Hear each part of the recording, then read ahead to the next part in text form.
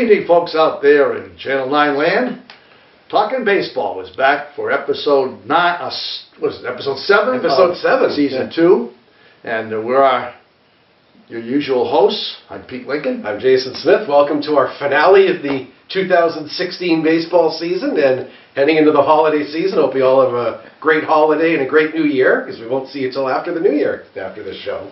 So what we thought we would do today is wrap up what happened in 2016 and then maybe discuss the prospects for 2017. Team by all the way through. Sure. Yeah.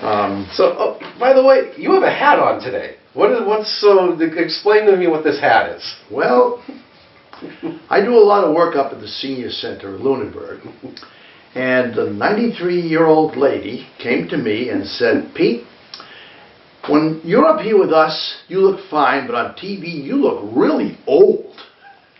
So I decided, in deference to the age factor that I apparently appear, I gather TV adds 25 years to your age. Oh, God. That's not good for me either. So, Kay, this hat's for you. I will not be wearing one until next year. Maybe a little balder by then, we'll see. So, anyway, we thought we'd start out with just sort of wrapping up the Red Sox season in general before we move on to the postseason things. And what happened to it was sort of an up and down season for the Red Sox this year, because they did win the division after all. They did go from last to first and ended up with 93 wins, and it ended on a little bit of a disappointment, but we'll get into the postseason a little bit later. But I think there were some good things and some bad things to talk about during the season, so we'll head into that right now. It was sort of strange. As it turned out, the AL East became the strongest division in the majors. There were 3 teams that did make the playoffs and playoff contention all along, and the Yankees, who were decimated by age and injuries, turned out to have a 500 season, well, plus 500 season. Hung around until the last week. So sure. it was a highly competitive year, and the Sox were able to sustain through, and they had 2 straight last place finishes. Yeah. So by all usual measurements, this was a hell of a year. It was successful, yeah, and down the stretch they really showed their mettle. They had an 11-game winning streak when they were really pushed by the other teams to get into the playoffs. And I think they just sort of ran out of gas at the end. They had a really bad last week, and they hit some bad luck in the playoffs. But I think overall you can't be too disappointed with the way things worked out. Actually, it's possible that 11-game winning streak worked against them, because they clinched a week early. Yes. And I said to myself, when they're in there spraying champagne on themselves, there's still a ways to go yet. And so they gave the whole team the day off with probably recovery time. And they lost 5 of their last 6 games to teams that were still, and they lost the home field advantage, and which is huge, which is enormous. Yeah. And I can't help but believe, and I know this is not a popular thing to say in Red Sox Nation, the Poppy Palooza didn't do anybody any good. For the last week, especially the season, all sorts of Poppy celebrations, and he was being interviewed, and pieces of him were being taken every single direction. It had to be distracting. Sure, and he was very gracious about it, as he always is. Yeah. And he never let it show that it was bugging, but I'm sure deep down it was a little bit of a distraction for everyone. That's right. Yeah. And so they went into the playoffs in Cleveland. Yeah. And got wiped out in 3 games. Yeah. 2 of the 3 games were close, but their 2 starting pitchers failed in the first 2 games, and then the last game they were destroyed by Coco Crisp. Yep. And it goes to show when you're in the postseason, especially in a short series, a 5-game series like that, anything can happen. I mean, the middle game they get outpitched by Corey Kluber, who was he came in 3rd in the Cy Young voting. You can live with that. And then the other 2 were 1-run games, and I've always said 1-run games are a function of luck more than anything. Right. I mean, think of, especially in the 3rd game, how many shots did they hit right at people? I think it was Benintendi hit one directly at the third baseman that would have tied the game in the 8th inning. A foot either way, and it's a tie game, then it's a different series. And like you say, you have to think that Porcello and Price would not have pitched that badly the second time through.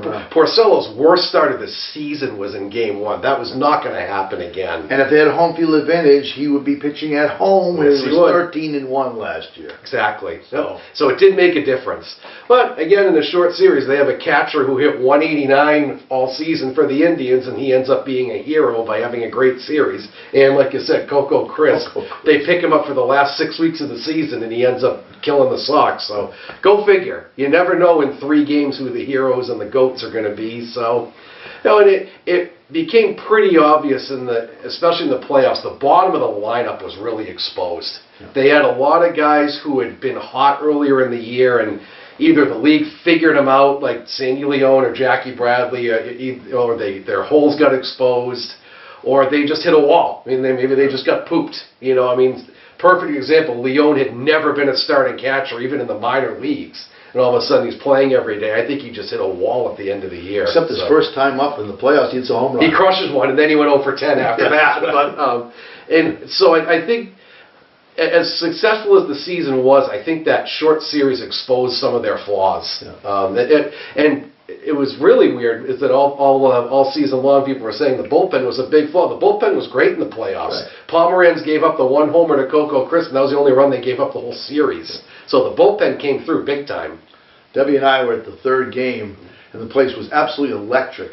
I think no one thought we were going to lose. No. Not that game. I think we were still going to come back because then we're coming back with Price and Porcello afterwards. Yeah. And they had so many shots. They were down 4-1, then 4-2, then 4-3, chance after chance after chance, and just the big hit never came. Yeah, and like I said, a lot of shots right at people. There was a lot of bad luck involved. And, the Indians, as you saw as the playoffs went on, they were essentially a 2-man starting rotation. It was Kluber and Bauer, and who knows after that. So that might have caught up with them also, too, because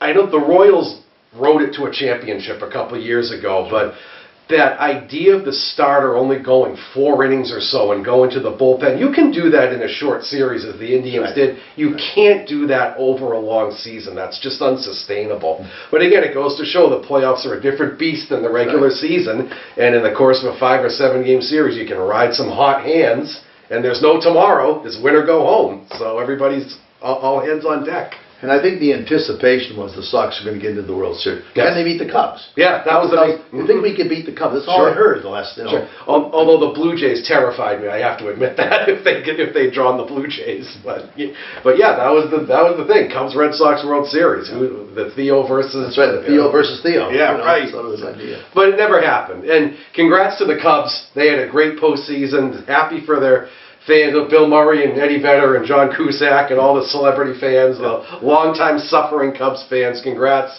You guys deserve it. Now you know how we felt after the Sox won in 2004. And I'll tell you, I can never remember when a single team was rooted for by the entire country. Absolutely. Everybody that follows baseball. I think I was the only one that was rooting for the Indians, only because I always root for the American League, unless it's the Yankees. Yeah, of course. But everyone was rooting for the Cubs. I'm very glad they won. And they won by a rain delay. They did. They really did. That last game came down when the miracle tie up the... Rajay Davis hit the homer in the 8th inning to tie the game. It reminded me of the Bernie Carbo home. It was. It really was. And they come back and tie it off the best relief pitch in the major leagues. Yeah. It was like a shocker. Yep. And then goes into a rain delay. The Cleveland reliever has to sit for 20 minutes and came back. And the whole idea of the bullpen finally caught up to them because they had nobody left in that bullpen. They had to bring Shaw back after that rain delay. There was nobody left. And he just wasn't the same after sitting through that rain delay. But, I mean, we're going to get into our Manager of the Year picks later on and discuss that. But what a job Tito Francona did with that Indian. You look at that Indians team and you say, how in the world did that team get to extra innings of Game 7 of the World Series? How did they do it? But he did it. So, the Red Sox season ends on a sour note, but overall, it's certainly a good year. A lot of kids had tremendous seasons. We'll talk about that. Sure. But I don't have any regrets about this. It just, the breaks didn't happen at the end, and the 2 starting aces had poor games at the wrong time. Absolutely. Yep. In a 5-game series, you can't be disappointed. A lot of it is just misfortune or fortune, depending on if you come out of the winning or losing end. So wait till next year. That was for 86 years before 2004 we said that. So, but so we'll get into some of the our last show we ran through some predictions of our postseason awards. Right. So it's sort of sort of run through that and see how we did, which actually we did pretty well on those. I think so. My one thing that I had to eat my words on Buck Showalter. He was my pick for manager of the year, and in the wild card game, he was beyond dumb. If you have Zach Britton in your bullpen, I'm sorry, he's going 2 innings somewhere in that game. He is. 2 innings somewhere, and he never brought in his Cy Young Award candidate, and that came back to really bite him. So, other than that, I think we did pretty well. Terry Francona came in second. We each picked him second. Yes. I picked the Texas Bannister to come in first over Terry. I think partly because we have a little regret about Terry abandoning us. Yeah, I know. Not staying with us.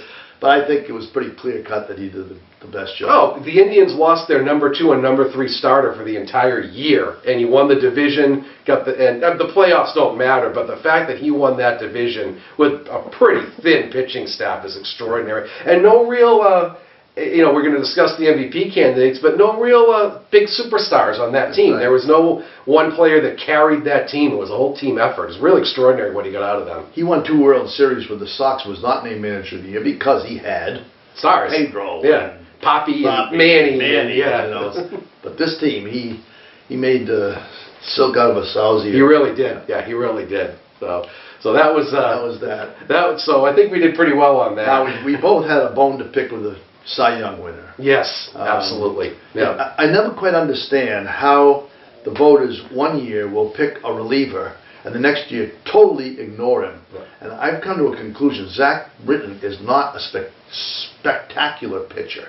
Mm-hmm. He doesn't throw especially hard. Yeah. He has a lot of charisma. Yeah. He just is a workman that went out there and had a perfect record. Yeah. But I don't think he caught anybody's imagination. And Cleveland didn't really catch anybody's imagination other than, wow, they're still up there. Right, yeah. And I think, Zach Britton he comes in and he gets a ton of grounders. I mean, he gets his strikeouts too, but he's not an Aroldis Chapman that comes in and just blows people away at 100 miles an hour. And so, as extraordinary a year as he had, he got 5 first-place votes, and I think he was left off 6 ballots. Yes. So it goes to show the division of how some people think relievers are just as legit as starters, and others think they shouldn't even be there, because he did throw about 60 innings all year. I mean, there were 60 extraordinary innings, but how do you justify 60 out of the bullpen versus the 200 that Porcello and Verlander threw? And Verlander, I think, had 230 or something like that. He had a ton of innings. So what happened was Rick Porcello won. Yeah. 22 wins, I think, was the most wins in the American League for several years. Mm-hmm. It's been since Verlander. Yeah. Since Verlander had his, and also, I think the other fact that he was 13-1 at home, which is really remarkable. Well, and I don't know if this caught the voters' attention, but it certainly does to us as fans who watch the AL East all the time. As we said, that was the best division in baseball because the Blue Jays and Orioles were the 2 wild card teams, and they were 2 heavy-hitting teams, too. Other than the Rays, all the offense in the AL East is very good, and he's facing those teams the majority of the times he pitches. To put up those numbers against the Orioles and Blue Jays and Yankees is pretty extraordinary. It's an amazing year that he was able to do that, and I think Verlander had some real easy pickings over there in the AL Central because there were some pretty bad teams that he was against a lot of the time. I was listening to Ken Rosenthal talk about why he would not vote for Verlander. Mm-hmm. At the All-Star break, Verlander was 7-6 with a +4 ERA. Mm-hmm. Second half, he was 10-0. Yeah. And then he picked up these enormous strikeouts, but Detroit was out of it by then. They were. You know? Yeah, they really were. So, yeah. Cy Young doesn't go for a half-a-year pitcher. Yeah. And so I think overall the Porcello was steady right He was so consistent. It was amazing. He had, 18 starts in a row where he went 6 innings or something like that, and he never had what they call a disaster start. He never gave up more than 4 earned runs in any game all season. Right. That's extraordinary to do that. Even the best Cy Young pitchers are going to have a hiccup once in a while, and he never did. His team was in every game he pitched. That's amazing. According to him, it took him a year to adjust to this AL East. Mm-hmm. And he said it was definitely a learning curve for him, and he certainly learned well. Yep. And I think he came in as a second fiddle to David Price. Price was going to come on the scene and take everybody by storm, which didn't happen. And he was able to step up and become the ace of the squad, which is to his credit. And also, keep in mind, he's just hitting his prime age, too. You know, the pitchers generally peak a little bit later than the hitters, like their late 20s, and he's just hitting his prime years. So hopefully this is the long reign of things to come here. Hopefully he'll keep it up. So we did pick him Mhm. and Verlander, Mhm. but we had Britton top, so we Yeah. kind of failed on that. Yeah. What I was pleased about, other than the winner, was the MVP awards. We picked 9 of the 10 finalists. Yeah, it's pretty amazing. 9 out of 10. Yeah, Lindor was the only one that we Lindor missed was on. the only one that snuck in, and I think voters figured they're going to put somebody from Cleveland in. Yeah, right. Who can we pick? Cleveland won 94 games. How do you leave somebody So off? Lindor was, I think, ended up 7th. Yes, he did. He was 7th, yeah. And we got 9 of the 10, but we do have a little bit of a bone to pick with the eventual winner, who was Mike Trout. And we got into this last time, and I don't want to delve into it too much again, but there seems to be some inconsistency with some of the reporters that, does the MVP equal the best player in the league? And it was funny, in the American League they chose that way, and in the National League they didn't choose that way, Right. we didn't pick them, but if you look at the National League, Nolan Arenado had the best year by far. Now I know that discount Colorado, whatever, but the NL, they went with the best player on the best team, which is exactly what they didn't do in the American League. Well, if it's going to come down, to me, valuable means the worth to your squad. Just like you've got some valuables at home, they're valuable to you, not Yes. generally. Right. You don't go say, I have some valuables at home and they can be assessed for this amount of money. So if all they're going to do is pick the best player award, fine. Put it all through the shredder. Right. Take all the different stats and just list them and no voting's involved. Put it in a machine and you're done with it. So- Trout had no meaningful games after the second week of August. The Right. Angels were out of it. And while Betts and Altuve, our 2 first picks, the Red Sox won the division and Houston was in it till the last week of the season. So they had meaningful games down the stretch. And to me, anyway, to you, that means a lot. To have meaningful games at the end of the season, that has to work into your MVP voting somehow. Now, if there were no other good candidates, I remember way back in '58, Jackie Jensen won the Sox team in 4th. There really was no other person that had a particularly outstanding Right. year.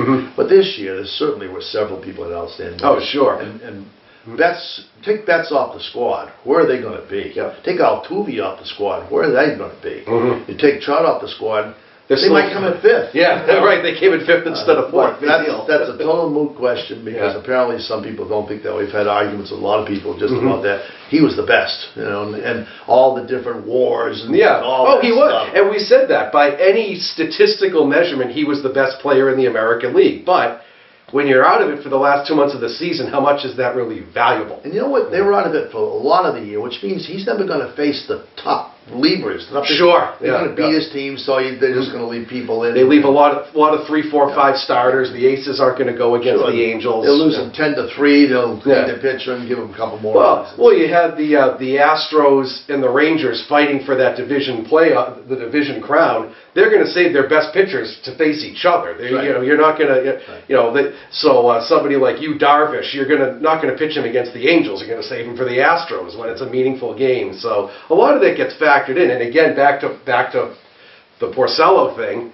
Every game was meaningful because all the teams were fighting for it. So there was just a real discrepancy, I thought, between the way the 2 leagues voted. And you know what it all boils down to? Yeah. Sour grapes. We want to have both Cy Young and Yeah, of course we do. Sour grapes. Of course we do.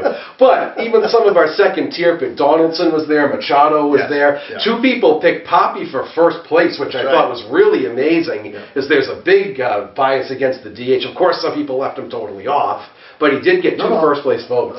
Poppy got a first place vote from a Yankee. He did. I couldn't believe it. New York, Yeah, not a couldn't believe- Boston player. Yeah, couldn't believe it. And Pedroia was in the mix. He came in about 6th or 7th. So I think we nailed that pretty well. Yeah, pretty good. Yeah, the only one was Lindor was the only one that we missed. we hadn't. I don't think we even had him bubbling under. Did we? No, I don't think so. No, he didn't make the under list. Okay, so what we'd like to do now is see what we got for next year. Like I said, there's always next year. Let's do our trivia question first. Okay. Before we head in, yeah. This trivia question will relate to the current roster. Right. Yeah. So Right, we'll give you time So to think see about if you it. can without. I don't know if you could even Google this without. A lot Yeah, of- I don't know. Yeah. Go ahead. So there are exactly 2 Red Sox players who are eligible for free agency after the 2017 season. Who are those 2 players? Now that's great. So think because about it. Some team like Toronto this year has got several key players that are up for free agency they might lose. This Red Yeah. Sox team is so young, Mhm. or or they've concocted deals with trades, so they don't tend to lose much at all next year either. Mhm. So if Yeah. they can pick up some off-season picks that are pretty good, they're not just doing it for next year. They're not playing for this. This is not the next year, down the road. Yeah. So who are the two people who will be eligible for free agency next season? For those of you who watch the MLB Network, you know all about the scroll at the bottom, available free agents. Yeah. And Toronto has about 10. They take up the entire bottom of the screen. And the Red Sox have, I think, 3. And interestingly, the Yankees have none. The Yankees have 0. They got rid of all. Yeah, Teixeira and all the old guard is gone. Oh, so God. I think they have Sabathia for 1 more year, and Yes, that's I 2 more think so. years. Yeah. Is it 1 or 2? I I forget don't know. which. I don't know. But he's about the only old guy left on that team. So here we go. We're Yeah. going to run down through the team position by positions and see what they have and see where the strengths and weaknesses are, what they should hope to shore up before the Pittsburgh Pirates come in next spring to open the season. right. Yeah. Here's the big question. DH. Yeah. We have no DH. No. And it's the same, the person we lost is the same DH they've had for 15 years. Mhm. So Big hole. So it's a huge hole, and they have built their offense around the DH all this time. Mhm. That has become sort of Passé. almost passé Yeah. because Mhm. very few teams have a DH and nothing else. Mhm. They'll use it for they platoon it, Sure. or they'll Mhm. use it for days off for different guys. Yeah, the revolving door. Yeah. The Red Sox DH hit third or fourth every year. And the only place it hurt them, of course, was when they played in the National League, yeah. So there's Mhm. 10 games that Poppy couldn't play. Mhm. So how are they going to handle that? That's a question. Now, I don't believe that they're going to run out and get Encarnacion or Batista. Joey Bats. I don't think they're just going to go out and pay somebody $1 million to go play. They'll pay $20 million a year for those guys. I really don't think that's going to happen. No. Or even Beltran that they've been talking about. Yeah, he's sort of at the end of the line. What's that? That's a stopgap. It is, yeah. No, it is. So their possibilities are, but that's something that's to be answered. Right. They can, platoon different people and have guys like Holt play in there sometimes, or Chris Young or something. Yeah, you could do a revolving door. Hanley Ramirez, Chris Young, and Holt, or maybe if one of the outfielders needs a day off and it's a platoon thing, Have or the DH be the lefty or righty. Sure, Need to balance the lineup. and that's what most teams are doing now. That's right. It's the revolving door at DH, and they sort of move them up and down the lineup depending on who's playing and who's pitching, and it's such a far cry from the Bash days where people would have these kind of beer league sluggers at that spot. The Matt Stairs of the world that you just plug in at DH and let them go. Well, a lot of teams, if they've had like A-Rod, get to a point where you can't play effectively in the field any longer, but can still go out there and people. I've said all along, it's entertainment. People want to see the old stars. Sure. And imagine if they had the DH when Ted Williams was. Oh God. Joe DiMaggio. Yeah. To have them, Stan Musial could hold on until their mid-40s just to see them play. Yeah, right. I saw Ted Williams play. Yeah. And I don't think the Sox have anybody in that category whatever right now. No. Nobody. No. And so that is a real TBA, and so that's a weakness at this point. I agree. I think that's a big one. But side tangent about A-Rod, by the way, excellent analyst. Who knew? Yeah. I was very impressed with him in the postseason. I thought he was sign that guy up, have him get in the booth and replace Joe Buck or something. He's a great He was example. excellent. He's a great example of a bright guy who wasn't smart. Yes. Yeah. That's what it amounted to. Yeah. So anyway, side story, but we were very impressed with him in the booth. Okay. So moving on past DH, and I think this is another weak spot, and I think you do too, is moving on to the catcher. They had some young players. This was going to be a position of strength for years to come. Just a couple of years ago, they had Christian Vasquez and Blake Swihart coming up through the ranks, and they were going to be the platoon catching, and it never quite happened. Swihart had some defensive issues. Vasquez was great on defense until he got hurt. And he had Tommy John surgery, and his throwing is not what it used to be. It was very apparent as the season went on that he was not what he was defensively before the surgery. He may return. You never know. But his recovery was not quite there. And the problem with him was he doesn't frame pitches right. Yeah. And a lot of pitchers didn't like to pitch to him because he wasn't setting up well behind the plate. Right. And that's something you either can do or can't do. That's what they like. So as the season went on, their fourth in line catcher, Sandy Leone, ended up being their regular guy because he He just hit out of his mind for the first 2 months they played him in the season. And I think he got exposed and wore down as the season went on, which was pretty obvious. Yeah. He'd never been an everyday catcher. I think people started to find the holes in his swing a little bit. Throw him a breaking ball. So I don't think you can really rely on him to be an everyday guy. The pitchers love throwing to him just for that reason. He's an excellent framer. Yes. He's excellent defensively, but with a hole already at DH, can you live with a sort of 230 hitter in the catcher spot? When you don't have Poppy in the DH spot to make up for that, that's really an issue. They're going to have to figure out, are they going to... if Ryan Hannigan isn't coming back, let's just get that right out there. The Sox lost and will lose about 5 free agents, and Hannigan is not coming back. They did not pick up his option, so he's gone. Right. So their catch is essentially Vasquez and Leon. That's it. Mm-hmm. And that doesn't excite me too much. No. Leon did have a great stretch where he's hitting line drives everywhere. And then he did hit the... He hit the home run in the playoffs. So who knows who we'll get. But prior to that time, he was terrible. In fact, last season before last, when he hit 180. And every single hit was a single. He had 0 extra base hits the year before. He's never played much. He's still young. Yeah, he is. But he's not a big, heavy, slow guy in the bases, which we don't need a lot of. But if he could hit, say, 280, he has some power. It wouldn't be bad to have him hit. And with catchers, a lot of the catchers hit late. Because they're so concerned when they're coming up with through the minors. They want them to focus on defense. Right. How many catchers over 30 all of a sudden figured out how to hit for a few years? Right. So he's 28, I think. So for a catcher, he's fairly young. So maybe they see something and they can work with him and he'll be the everyday guy. But we'll see. I don't think that's a real strong And I part of don't the see team. them picking up a new catcher. No, I don't know of so. any out there. They weren't going to go after Brian McCann. No.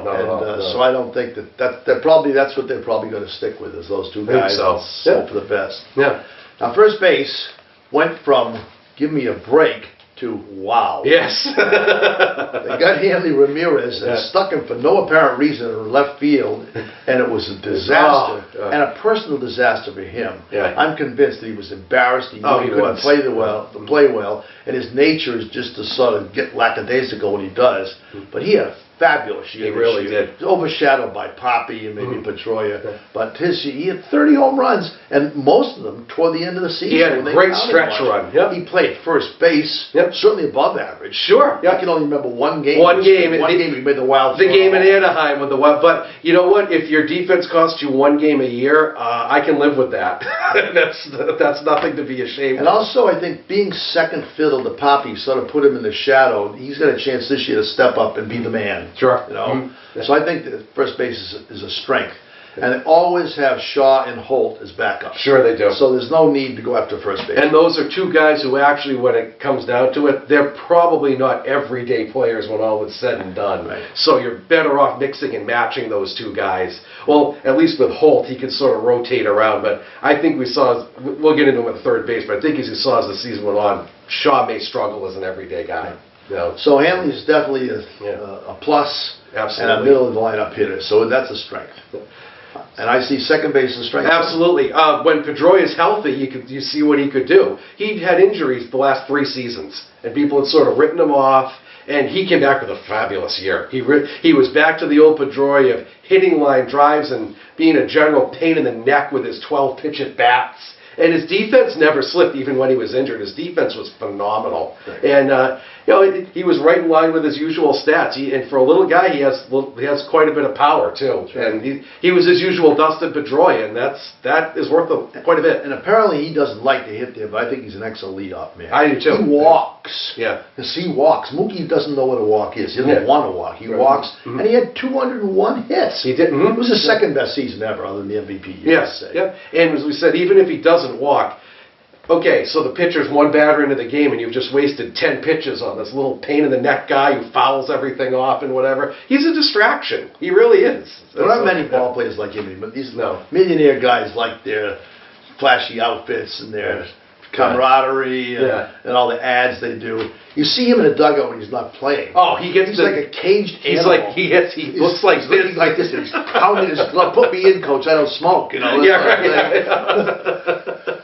So they're certainly set, and he's signed for, I think, through 2021. Yes, he is, yeah. And he shows no signs of losing anything. He's still in his prime. Yeah. And the two backups they have for him, Davin Marrero and Marco Hernandez, they don't lose anything fielding with those two guys. No, they don't. So they do need to get breaks, or should he be out for a little bit of a while, at least they got some backups there. And they're very high on Hernandez as a hitter, too. Yes, You saw that. He pinch hit quite a bit. Yeah. He made the postseason roster as pretty much a runner, actually. Yeah. So I think he's a guy you could plug in there for a stretch and not lose very much. I think they're very high on him.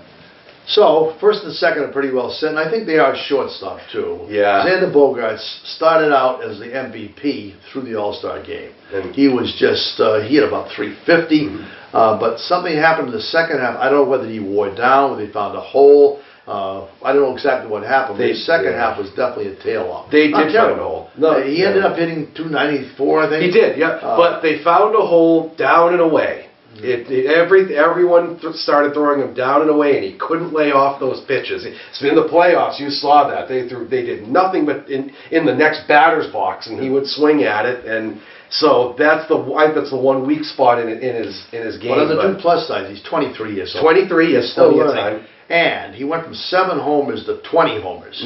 And the 7 homers, when they said, well, he's got no power, 20 homers is great for shortstop. For a shortstop, it's true. And the defense is certainly They got 35 homers out of their second base shortstop combination. That's pretty incredible. It's great. It's great. And you don't lose anything with him in the field. He certainly holds his own at shortstop. And like you said, he's 23. He's got a long way to go. Unless something happens to him for injury size, he's going to play 150 games. Sure. So they don't really have to have backups for him. Yeah. And there's these other guys, Marrero and Holt, all fills in for him. Sure. Yeah, it was just a game or weekend or something like that. So far so good with the infield. Yes. Then we come to third base. Oh, boy. Third base, unless there's some late-breaking deal, which I said there possibly could be, Pablo Sandoval is back. The man is back. The man is back. I don't know if he's lost any weight or gained any, but the way the Sox signed him coming off a classic World Series effort, he just was absolutely nothing. He was terrible. Overweight and hurt. Overweight, and he couldn't bend over the field. Yeah. And they're paying him, I think, A lot. 3 more years. 3 more years they have him. Millions and millions of dollars. Yeah. But supposedly he's ready to play. In fact, they were tinkering with the idea of putting him on the World Series roster. They were, yeah. Fortunately, they didn't. They didn't get that far, yeah. Well, and if he can't field but he can still hit, there's a DH possibility. That's right. For Pablo That Sandoval is too. a possibility. And I think if you worked out some kind of if Sandoval can't go at third and they decide to DH him or whatever, I think if you have some sort of Shaw and Holt platoon where you're not overexposing either one of them, they're going to give you roughly the production that Sandoval gives you. 15, 16, 17 homers and decent fielding, 280 average between the two of them. So I don't think you really, if they do decide to put Sandoval at DH, I don't think you're going to lose much of what he would have given you in the first place. Yeah. I really Which don't. leaves third base up to Shaw. Who also had a pretty good first half and a terrible second half. He's a more than capable fielder. I like Yes, him. yeah. It's third or first. But he's still young and we'll see. But that is definitely not a strong. No, it's not. No, there's a lot of question marks there. I don't think they would go after a free agent third baseman. They already did. They did 2 years ago. Yeah. I mean, you're not going to have two $20 million a year third basemen. That's not a good way to build the team. I did read that the Giants want him back if we eat his salary. Yeah, that's a big sandwich to eat. Yeah, that's in more ways than one. Yeah. So anyway, three out of 4 in the infield is good, but that still leaves catcher third base as weaknesses. Their strength is the outfield. The outfield, no question, is strength. Now left field, the problem is they've got a kid who came up who played well, but it's a real short sample. Yeah, Andrew Benintendi had a great month when he came up at the end of the year. Certainly didn't look overmatched in the playoffs. He was one of the few guys who hit. He hit a homer in the first game, and as he said, he was inches from hitting a game-tying double in the last game. And didn't look overwhelmed. Had a great catch out in left field where he dove into the stands in Tampa Bay, if you remember that one. And he was actually hurt for a week, too, and then was able to come back, and he picked up right where he left off. And they think a lot of this kid. They really do. They think that they can plug him in left field, but with a rookie, you never know. He's a real calm cucumber, too. He just doesn't seem to be rattled. He seems to be taking it all in stride. It reminds me of when Ellsbury came up. Remember, he came up at the very, very end of 2007 and played well in the World Series and then went on. And he seems to be a pretty good fielder. So if he can catch on as a starter, I would maybe think of hitting him second. Sure, why not? Put him up second. Why not? Yep. Because with the kids, you never know when the power is going to come. But he's certainly a strong line drive hitter. He always hits the ball. They're going to need some lefties at the top of the order. Sure. So I think, so if he unless he hits some kind of rookie snag, I think they have left field pretty well covered with him. And then the other is Chris Young, who didn't get much use last year. He was hurt for a long time. And he's a decent player. He's certainly capable when he goes in there. And I think that if they had to end up using him, say for instance they make a trade and get rid of Bradley and move Benintendi to center, they would not be hurt measurably by putting Young in left field. I don't think so either. And again, back to the DH, he's another guy who could revolve in and out of DH on the days when he's not playing the outfield too. So he's certainly he may not be an everyday guy, but he certainly doesn't kill you if you have to play him for a month at a time while someone's out. So he's certainly capable. Again, 280, decent power, 15, 20 homers. So I think they're pretty good in left field. Except he's another righty. Another righty, Well, center is Jackie Bradley. And there's no one to pencil in. Jackie Bradley can play the whole season. But there was a tale of two cities with Jackie Bradley this year. He had that one stretch, 29 games in a row, which was ridiculous. And it was not just fluke hits. Oh, he was hitting the ball everywhere. Extra base hits. He was having 3 and 4 hit games everywhere. He had an absurd stretch at the beginning of the summer. Game and then all of a sudden he went back to the old Jackie Bradley. He was up. And he made the All-Star team, the starting All-Star center fielder, starting All-Star center fielder, and got 2 hits in the All-Star game, by the way. He did, and then by the playoffs, I think he struck out 9 out of his first 10 at-bats or something like that. It just looked awful. Looked totally I don't know, lost. Again, whether it wore him down a little bit or they found something out about him, but he's streaky to the point of perhaps, because this is his... this isn't his first rodeo. Right. He's been in 4 or 5 seasons up to this point. I think it was 2013, wasn't it? They expected him to do so well, and they ended up dumping him. This is sort of a make-or-break year for him. 2014, he was just gone. So they brought him back up, and he looked terrific, but he's still a question mark, so he's the weakest of the outfielders. But defensively, he's gold glove quality in the outfield. I mean, he's extraordinary. And the thing is, he doesn't make the spectacular diving plays because he doesn't have to. He's so quick about going back on balls and just looking at the trajectory, and he's so smooth that he sort of, as much as we're down on the guy, sort of like a better version of J.D. Drew in the outfield, that he doesn't make the spectacular... For you really old-timers out there, Joe DiMaggio. Joe DiMaggio, I don't think ever dove for a ball. Ever. He would just glide back and he just would gauge where it is and go back and catch it. Totally smooth, runs out there like a deer.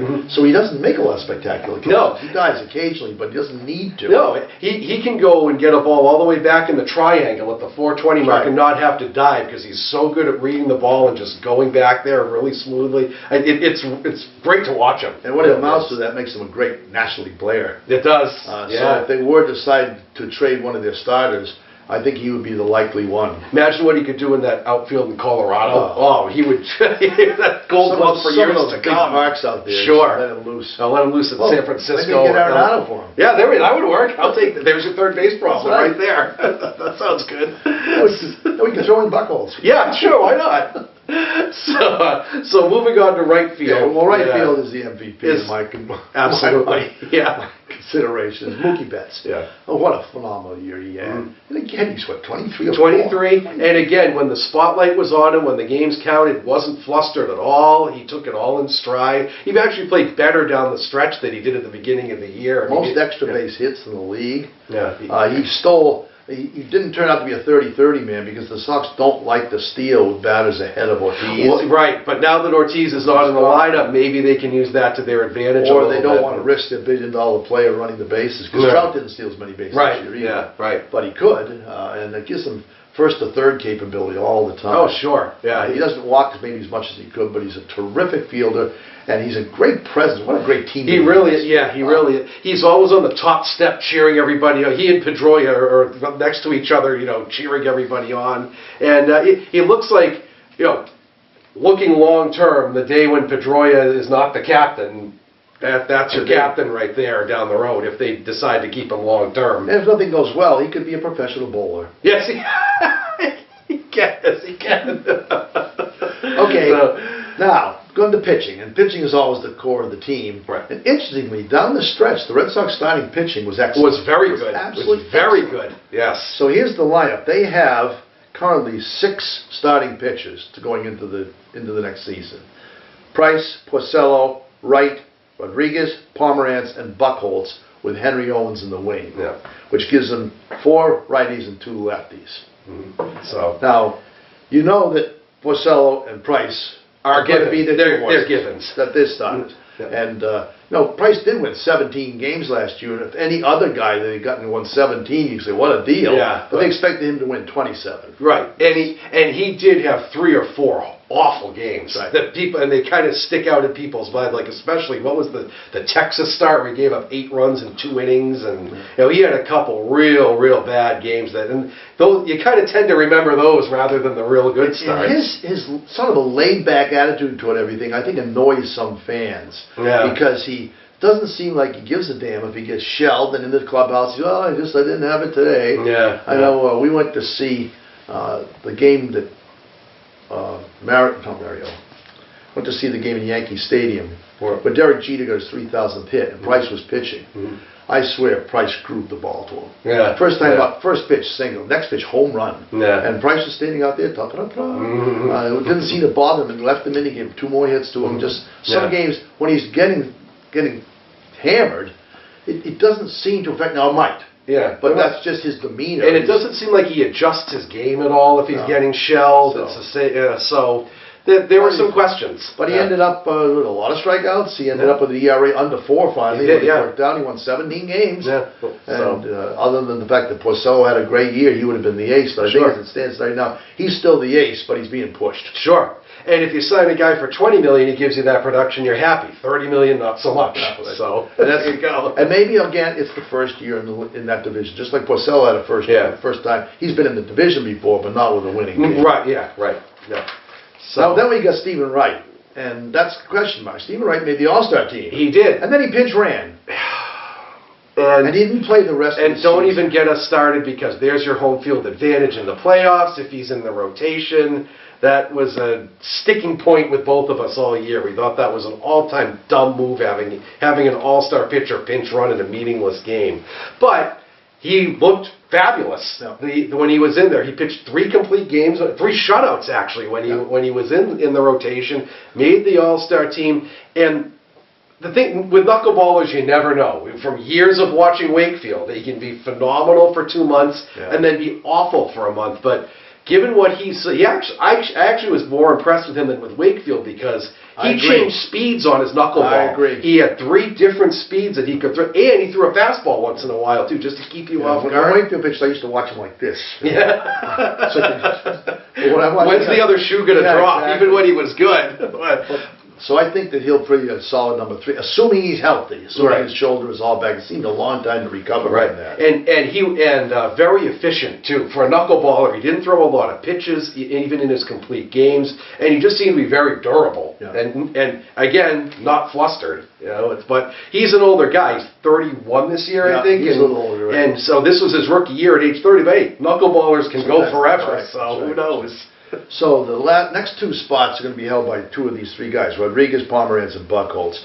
Assuming he's healthy, too, I think probably Rodriguez will be there. I agree. And he's lefty. They've got to have a lefty in the rotation. And he's a young guy, and he had some clunkers, but he also had some brilliant starts. And they got him for 2 months of Andrew Miller. That's what they got. They got Rodriguez from Baltimore when they sent Miller there, and I'll take that trade any day, even with what Miller's doing. And boy, he had some brilliant moments last season. He really did. But you saw the rookie struggles. Even within a game, he'd have 4 great innings and then hit a wall the 3rd time through the order. Or he just had some starts where he was clueless when he went out there. So he's going to have some growing pains. But I think overall, with what he showed, there's a lot to be happy about with him. You want the top 2 guys in your rotation to win plus 10 games. And maybe the 3rd guy plus 5.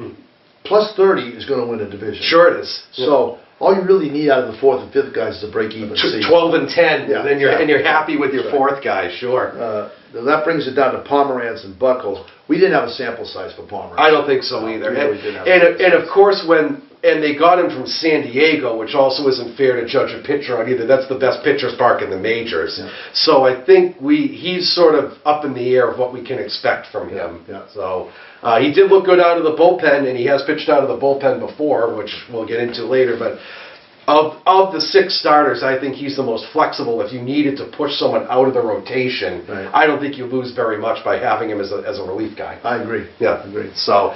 I'll tell you though, my Buckles tolerance is 0. How long ago was it he pitched that no-hitter? I think it's 10 years. 10 years ago. 10 years. He's the most senior pitcher on the Sox by a long shot. I mean, And it's not every even year, close. Buckles is going to be this. He starts out 12-1 and then just dies, Mhm. and he's hurt or there's a problem or blah blah blah blah. Yeah. And I was amazed they picked up his option for $13.5 million.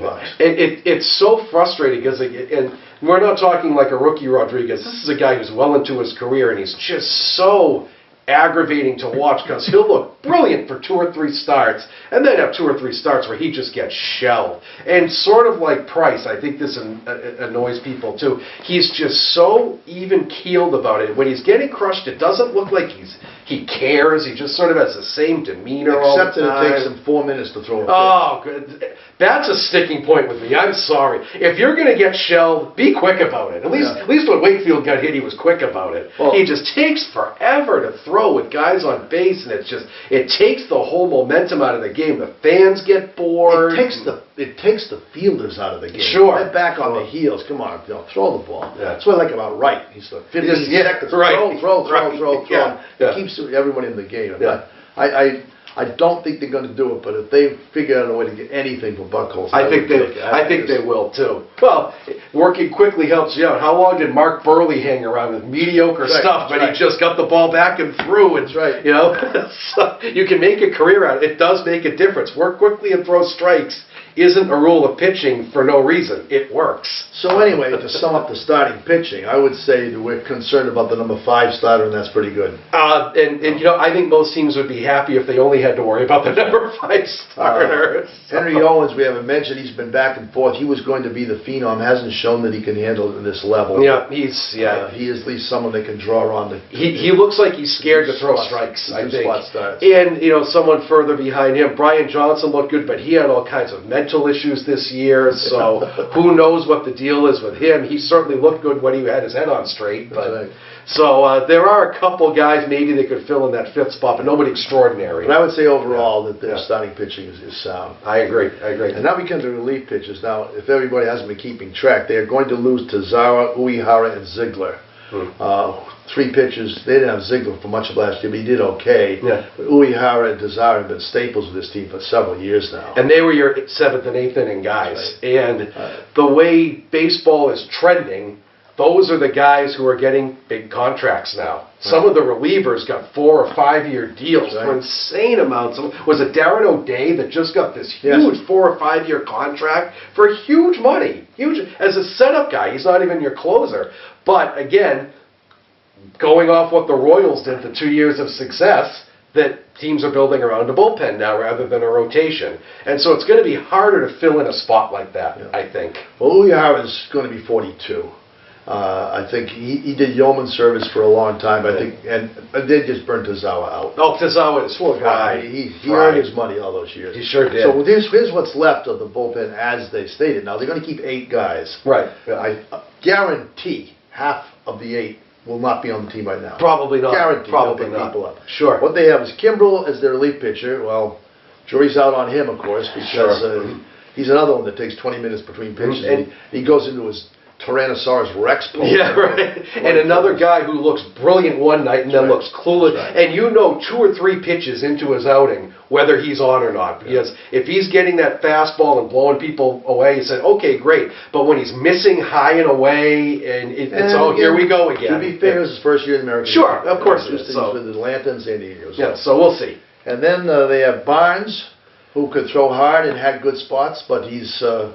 I would say he's probably going to make the team. Yeah, he will, but he's a okay guy. He's okay guy. They got Ross, Who? Robbie Ross, he's a lefty, Yeah. so his chances are better, but he Yeah. also was sometimes good, sometimes bad. Yeah. Can go more than one inning. Yeah, So I that's think helpful. I actually think they underused him a little bit last year because especially they would bring him in for an inning and he looked great and then he'd put one base runner on and they'd pull him right away. Well, let him try to work out of it a little bit. He's one of your innings eater guys, so I hope they use him a little bit more actually. Then they got Abad, who was a bad pitcher. Who was a bad pitcher with the and he's only signed to a minor league contract. I doubt very much they're going to keep him. Yeah, he had a fluke good year out of nowhere for a bad Twins team too. So Then there's Hembry. Heath Hembry pitched pretty well. He did. He's also another guy that can pitch more than an inning. yes, yeah. And he's got great moss. Yeah, yes, he does. He has awesome moss. He fits right back in with the mullet days of the late 80s, early 90s.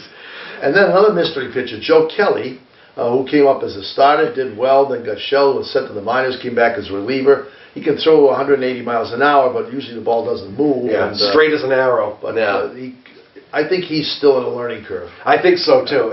And again, he had some nights where he looked terrific, and then some other nights where he looked pretty clueless. And then there's Noe Ramirez. Who don't know much about him. Know much about him, so. He came up in spots and did okay, but he's sort of a 10th inning on the 10th guy on the staff pitcher. There's another left was Scott. Who looked good in about a 20 inning sample size, right. but you never know. He's a lefty. Yeah. Then here's the big mystery, Carson Smith. Mhm. The big deal, traded away decent starting pitcher to get him, and he lasted about a third of an inning. Yeah, and blew his arm out. And supposedly he was the big off-season acquisition. Yeah. So who knows, if he's healthy. if he's healthy, he could be that. He's one of those guys, by July he'll be helpful. Right. It's like John Smoltz was going to be helpful by Yeah, July. right. Yeah, I remember that. July rolled too. around and he was not helpful. No, he was not helpful at all. But that's your 7th or 8th inning guy right there. Yeah. If he's healthy and what he was when he was with the Mariners. And then poor old Workman, who was on the World Series roster in 2013, hasn't been hurt much of since, but he's still available. He's still on the 40-man roster. He's been hurt for 3 years now, so who knows what's up with him. So that's the crew, and it isn't going to blow anybody away. So I would say that's where they need to make some amendments. And that's the agree. case every year. Of course it is. Rebuilding the bullpen. Everybody Every needs a single good. year. Everybody needs a good bullpen. People swap distance last minute. Somebody gets cut in March, and they pick somebody Sure. up. So I think if you're watching this show in March, you're going to say, "Who are all these people?" Well, even the World Series year, Koji was their 6th inning guy, and then he ended up being their closer, world-class season. And so, the bullpen has a way of shaking out by the end of the year in ways that you don't expect. Nice. So, and I think in terms of the division, we were talking about this before. Toronto is not going to bring back Batista and Carcione. I'm convinced of that. I think Baltimore was And they've fluky. lost Dickey. They've lost Dickey, yeah, and I think Baltimore was fluky good this year. I don't think they can sustain that. Again, a team that has a great bullpen and no starting, and you can't do that year in and year out. And so I think the Yankees. Don't forget they lost Miller. Yeah, they did. And they're going to probably lose Trumbo. And Trumbo's not going to sign there. He'll sign it somewhere else. So I actually think the Yankees are the biggest threat to the Red Sox in the division. I'm going out on a limb though. We're going to win. I think so too. But I think the Yankees have a lot of good young talent, and they got rid of the old guard. I think they're the team that's going to give the Red Sox the hardest time. I really think that, unfortunately. So that wraps it up. Yeah. That's our post-mortem of the post-mortem and outlook for next season. year. Yeah. We'll see how we do, and next spring we'll be back with the next season. Yeah. But for you who are listening throughout the whole show, here's our trivia question. So who are the 2 Red Sox who are available as free agents after the 2017 season? One of them is, please don't come back, Clay Buchholz. And the other is Chris Young, who they had signed on a 2-year deal, and that'll be nice to work something out with him, I think, longer term, but we'll see where those go. But that's great because they don't know they're going to lose any of this core of players that they have, and I think most of them are signed for at least 2 more years. They are, and that 2017 free agent class is going to be an all-timer. That's right. There are a lot of big names that are going to be in that class, so that's their advantage, that they're not losing anyone. So what they do have the option then is do sign people like Beltran, short-term fill-ins just for the sore spots this year, not try to spend the 7-year, multi-billion-dollar contract On a $25 million a year for Encarnacion for 5 years or Right. something like that. I hope they don't do that. I hope they agree. don't do that. I agree. I don't think the little wing will fly in Fenway. No. So, well, you have to say Thank you for watching this entire season. We hope it's been as fun for you as it has for us. We hope we were entertaining and informative. And we'll see you next year, but Jake, it's always great to talk Always baseball. a pleasure. We do this, all the time when we're not on camera. Yeah, this is not just for show. This is a normal conversation. So it's fun spending time with you, and we'll see you all next year. See you next year.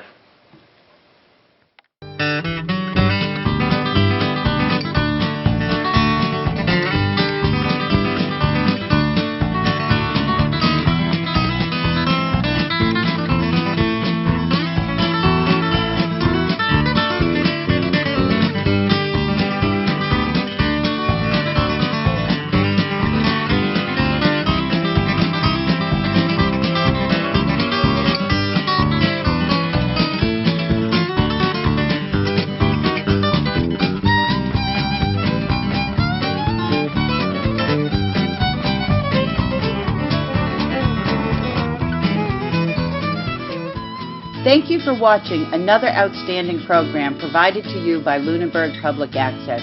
We're here to serve the community. Lunenburg Public Access is always looking for volunteers to help record town events, high school sports, and town meetings.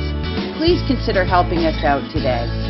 To contact us, you can call 617-763-3018 or email us at lunenburgaccess@gmail.com. Thank you.